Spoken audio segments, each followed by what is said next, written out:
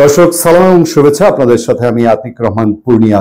দেশ কোন দিকে যাচ্ছে, কি অবস্থার দিকে যাচ্ছে দেশ, এই নিয়ে নানান হিসাব নিকাশ।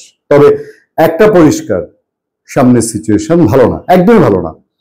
এটার জন্য গবেষক, রাষ্ট্রবিজ্ঞানী অথবা রাজনৈতিক বিশ্লেষক হওয়ার প্রয়োজন নেই। সাদা চোখে দেখলেই ফার ফার ডিস্টেন্স রাজনৈতিক দলগুলোর মধ্যে যারা দেশে আছে এবং দেশের বাইরে যারা আছে, রাজনৈতিক ব্যক্তিত্ব, নিষিদ্ধ ঘোষিত আওয়ামী লীগ বলেন, নিষিদ্ধ ঘোষিত ছাত্রলীগ বলেন, তাদের নিয়েও সরকারের ভেতরেই মাথা ব্যথা। তারাও বলছেন দেশের বাইরে থেকে এই হচ্ছে সেই হচ্ছে। দেশের মধ্যে যেগুলো ঘটছে এই সরকারেরই, যেটাকে কিংস পার্টি হিসেবে অনেকে চেনেন, এবং নতুন রাজনৈতিক দল, যার জন্য দেশে একটা মোটামুটি যুদ্ধাঙ্গী পরিস্থিতি। দেশের সমস্ত আইন শৃঙ্খলা বাহিনী এই একটি রাজনৈতিক দলকে সভা সমাবেশ করতে দিতেই হবে, সেটার জন্য যায় যাচ্ছে জাগপ্রাণ অবস্থা, এবং তাতে কিছুই আসে যায় না, সেরকম সিচুয়েশন। সেই দলের যিনি প্রধান, তিনিও আজ আমি যখন কথা বলছি 20 জুলাই বলছেন আমরা অনেক ডিফিকাল্টির মধ্যে আছি। আমি তার কথায় গুরুত্ব দিয়ে আজকে আলোচনা করছি না, আরো ইনফরমেশন আছে। নাহিদ ইসলাম কোন ডিফিকাল্টি আমি জানি না, চট্টগ্রামে তিনি বলছেন আমরা অনেক ডিফিকাল্টির মধ্যে আছি। আপনারা দেখছেন গোপালগঞ্জে আমাদের সঙ্গে কি হয়েছে, বিভিন্ন জায়গায় নানাভাবে বাধা আসছে। আমরা আপনাদের কাছে দোয়া চাই, আপনাদের দোয়ার কাছে সবচেয়ে দোয়া আমাদের কাছে সবচেয়ে গুরুত্বপূর্ণ। সত্যি কি তাই? জনগণের দোয়াই গুরুত্বপূর্ণ নাকি অন্য কিছু? মাসেল পাওয়ার, কিংস পার্টি টিকে থাকার যে অ্যাম্বিশন, সেইটা কোনটা গুরুত্বপূর্ণ? ডিফিকাল্টি বলতে তারা কি বোঝাতে চাচ্ছেন?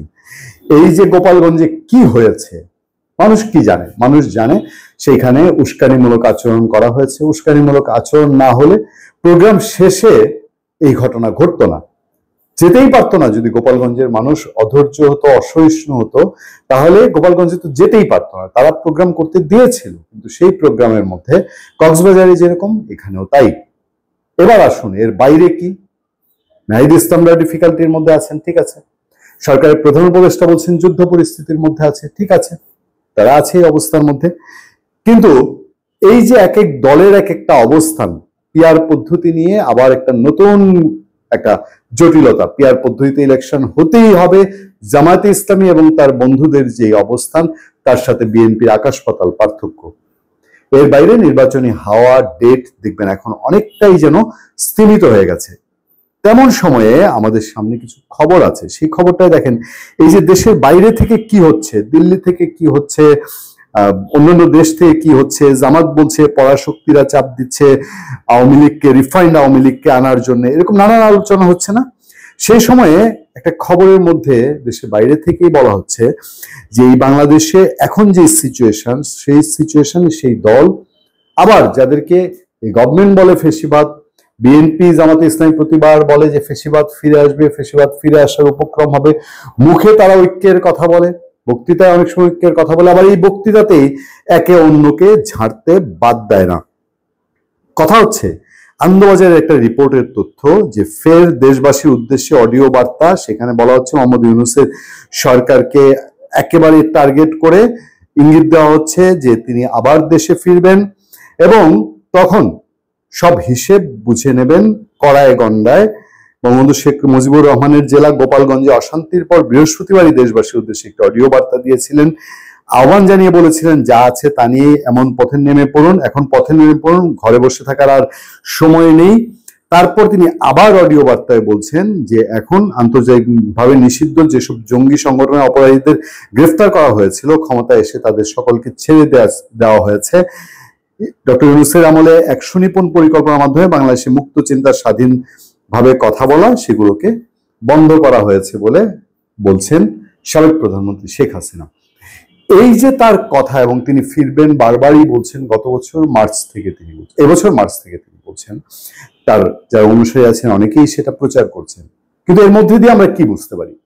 আমরা বুঝতে পারি যে তাদের রাজনৈতিক কর্মসূচিও এর মধ্যে দেখা যাচ্ছে। দেশের রাজনৈতিক কর্মসূচি টুকটাক করে তারা পালনের চেষ্টা করছে, যদিও দেশের ভেতরে এন্টি আওয়ামী লীগ যারা আছেন তারা নিজেদের মধ্যে কিছু প্রবলেম তৈরি হলেও, ঝগড়া করলেও, আওয়ামী লীগের ক্ষেত্রে তারা আবার সবাই একাট্টা হচ্ছেন।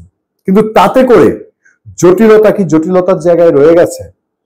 এখন কি তৃতীয় শক্তি, চতুর্থ শক্তি, অথবা -2 111-এর সময় যে সিচুয়েশন ছিল সেইটার সামনে? এবং দিনকে দিন এই যে বিএনপি টার্গেটেড, বিএনপির নেতারাই বলছেন যে বিএনপি টার্গেট। এত কি সহজ হবে যে আওয়ামী লীগকে যেভাবে আওয়ামী লীগ জাস্ট ইমিডিয়েট ক্ষমতায় ছিল এবং আস্তে আস্তে দুর্বল সংগঠন হয়ে পড়েছিল, আর বিএনপির দেয়ালে পিঠ ঠেকতে ঠেকতে ঠেকতে ঠেকতে তারা একটা শক্তিশালী সাংগঠনিক অবস্থায় চলে গিয়েছিল। সেই শক্তিশালী সাংগঠনিক অবস্থার বিএনপি শুধু চাঁদাবাজির অভিযোগ বা দখলবাজির অভিযোগে এই বিএনপিকে কি চাইলেই শেষ করে দেওয়া যাবে বাংলাদেশ থেকে?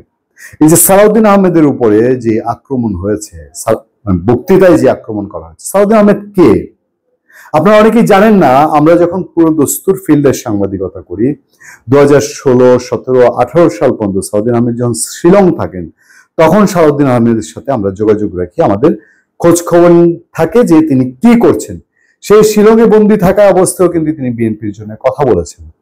আজকে সেই ডোমেইনটা আওয়ামী লীগ সময়েই নষ্ট করে দেওয়া হয়েছিল, পরিবর্তন.com। সেইখানে সংবাদগুলো থাকতো, সালাউদ্দিন আহমেদের সংবাদ থাকতো, তিনি কেমন আছেন, ফিরবেন কি ফিরবেন না, এই সংবাদগুলো থাকতো। সেই সময় যারা আজকে সালাউদ্দিন আহমেদের নামে কথা বলে এরা কোথায় ছিল? মানে হাঁটি হাঁটি পা পা করার শিশু, প্রত্যেকে এখনো শিশুই বলা যায়, সেই লোকগুলা গিয়ে অন্য একটা দলের চাবি খেয়ে সালাউদ্দিন আহমেদের মতো লোকের বিরুদ্ধে কথা বলছে। মানে হিতাহিত জ্ঞান, আদব, লেহাস কোনো কিছু কি আছে? তাহলে একটা শ্রেণী যদি সে সমস্ত রাষ্ট্রযন্ত্রের সহযোগিতা নিয়ে হিতাহিত জ্ঞান ভুলে মাসল পাওয়ার দেখানোর জন্য রাস্তায় নেমে যায়, সেই দলকে ফেস করার জন্য রাজনৈতিক শক্তিগুলো তখন কি করবে? তার পথ সে নিজেই বেছে নেবে, এবং পথ অটোমেটিক তৈরি হয়, পথকেই চিনিয়ে দিবে। ভালো থাকবেন, সুস্থ থাকবেন। আপনাদের সাথে আমি আতিক রহমান পূর্ণিয়া।